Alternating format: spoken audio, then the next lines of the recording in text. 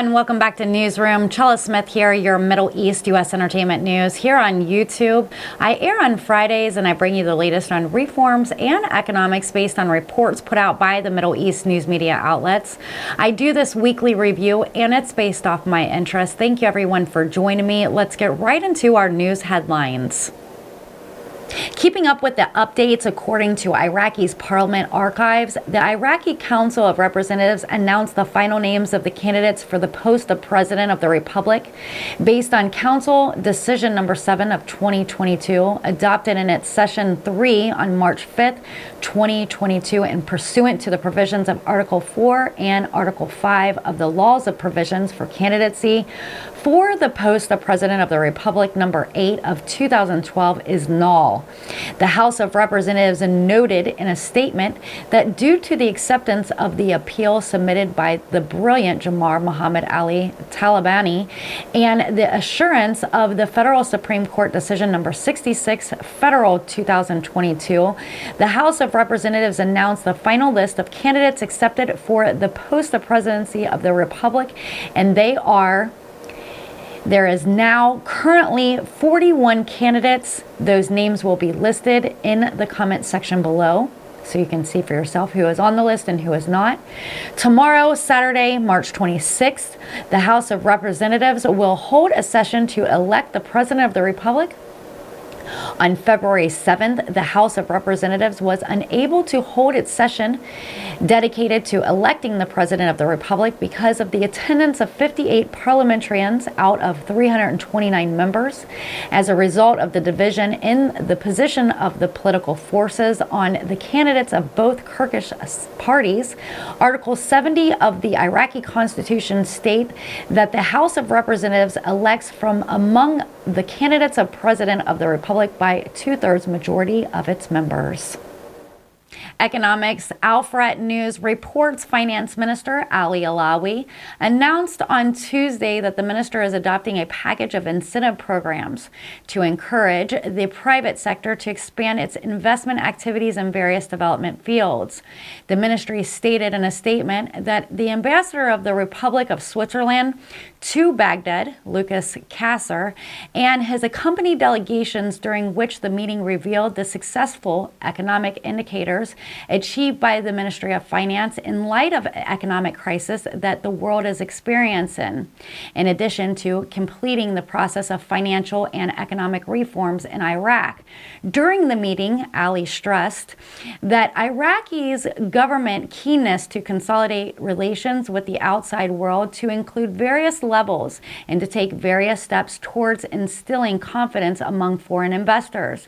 For his part, the Swiss ambassador praised the positive and growing performance of Iraq's economy, expressing at the same time the desire of his country's government to enhance prospects for joint cooperation between the two friendly countries in various fields. This past Saturday, Al-Frat News reports gold records the largest weekly decline in nearly 4 months after the demand for the metals, which is a safe haven asset, was affected by hopes for progress in peace talks between Russia and Ukraine. As well as the repercussions of raising the U.S. interest rates, the price of gold fell to $1929.56 an ounce, affected by the rise in the dollar. The dollar jumped against other major currencies, making gold more expensive for buyers outside the United States. Over the past 10 days, we've seen a significant erosion of momentum from the military operations in Ukraine and speculative sprees in gold, says David Jones, chief market analyst at Capital.com. Gold is down 2.8 this week, as optimism about peace talks buoyed sentiments in border financial markets, dampening demands for safe haven assets. Palladium fell in spot transaction 0.3% to $25.03.99 an ounce and is headed for a weekly decline of more than 10% as concerns about supplies from Russia, its largest producer, recede. And according to the Archives, market research data shows last year that the United States imported about 700,000 barrels per day of various types of fuel oil and other feedstocks for refineries, most of which went to the refineries on the U.S. Gulf Coast to compensate for heavy crude oil. According to the data from the Kepler's research company, last year, Russia shares of U.S. fuel oil imports just under half, and Mexico's shares was 20%, and the Middle East was about 5%. But the preliminary data from the Tankers Tracking Refinative Icon shows that the Middle East suppliers would make up of at least 17% of U.S. fuel oil purchased in April. It is scheduled to pump 4 million barrels from suppliers in the Middle East along with the U.S. coast on the Gulf next month, the highest level in the last 12 years. According to Kepler's data, the supply U.S. refinery as a whole with about 13 million barrels in total last year. Kepler's analyst Matt Smith says that this is a clear indication that we are seeing a shift in terms of the region from which the United States buys fuel oil. But he noted that the United States may face great difficulties in closing the gap left by those of oil imports, Russian fuel. The data shows that the Saudi Arabia, Kuwait, Iraq, and the United Arab Emirates accounts for nearly half of the total fuel oil shipments under the contracts. Those shipments are expected to head to the United States in April. And with all the talks about the Iranian nuclear deal, Baghdad-Naz News reports Israeli Prime Minister Bennett says that his country is very concerned about the United States' intentions to acquiesce in Iran's outrageous demands and remove the Iranian Revolutionary Guard from the list of terrorist organizations. In a statement on Sunday, Bennett said that during his opening of his weekly cabinet session that the Iranian Revolutionary Guard is the largest and the bloodiest terrorist organization in the world. Unlike ISIS and other organizations, which is supported by a state, he says that this is not only an Israeli problem. Other countries and allies of the United States in the region face this organization day after day. He pointed out that in the recent years, they have fired missiles at peaceful countries and launched drones at Israel and other countries. He also continued to say, so far, a terrorist organization affiliated with the Iranian Revolutionary Guard is trying to kill certain Israelis and Americans around the world. He also says, unfortunately, there is still a determination to sign the nuclear deal with Iran at almost any cost, including saying that the largest terrorist organization in the world is not a terrorist organization. The Israeli Prime Minister explained that the Prime Minister Bennett, even if that unfortunate decision is taken, Israel will continue to treat the Iranian Revolutionary Guard as a terrorist organization and will continue to act against it as they have acted against terrorist organizations as usual, saying our future will be determined by our actions, not words. Fact News reported Jafar al-Sadr's the candidate of the tripartite coalition to head the next Iraqi government. He made his first statement Wednesday after announcing his official candidacy for position, stressing the work to restore the state. Jafar al-Sadr wrote a tweet to him through his official account on Twitter. I am honored to be a candidate for the coalition that represents the country in its sect. Let us work together to restore the state that all my dear countrymen aspire to. Earlier Wednesday, the Kyrgyzstan Democratic Party, the Sadr's Bloc and Sovereignty Coalition announced the formation of the Save the Parliamentary Homeland Coalition, while presenting Rubar Hamad as the candidate for the post of President of the Republic and Jafar al-Sadr's for Prime Minister.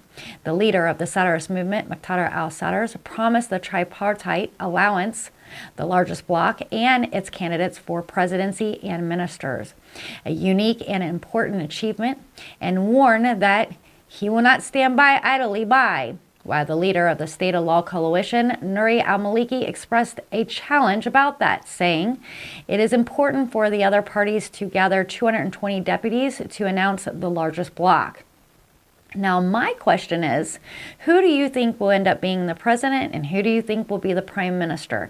Leave your nominations below. Tomorrow, March 26th, they should be voting. And with that being said, Shafak News reports Sunday that the United Nations representative in Iraq, Jennings Plasschaert, issued a statement on the occasions of the Nowruz, noting its important role in strengthening ties between people. She says that the United Nations General Assembly declared in 2010 the International Day of Nowruz, indicating that Nowruz is an ancient celebration of the renewal of life on the first day of spring, and it has an important role in strengthening the ties between people. And the renewal of life and harmony is called for, and the upholding of values of peace, solidarity, tolerance, and reconciliation. She pointed out that the values are more necessities today than ever before, as we are essential threats to climate change, which negatively affects our lives and our planet.